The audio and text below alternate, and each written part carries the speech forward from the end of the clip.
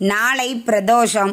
பிரதோஷ நேரத்தில் சிவபெருமானை நினைத்து யார் ஒருவர் இந்த மந்திரத்தை சொல்லி வழிபாடு செய்கிறார்களோ அவர்கள் வாழ்க்கையில் நடக்காததையும் நடத்தி காட்டுவார் ஈசன். நாளை ஞாயிற்றுக்கிழமை அன்று பிரதோஷம் வருகிறது.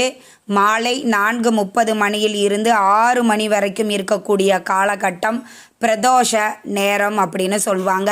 உங்கள் வீட்டிற்கு அருகில் இருக்கக்கூடிய சிவன் ஆலயங்களில் அபிஷேகம் நடக்கும். அந்த அபிஷேகத்திற்கு தேவையான பொருட்களை வாங்கி கொடுத்து அந்த அபிஷேகத்தை பார்த்துவிட்டு சிவபெருமானை வழிபாடு செய்யுங்கள்.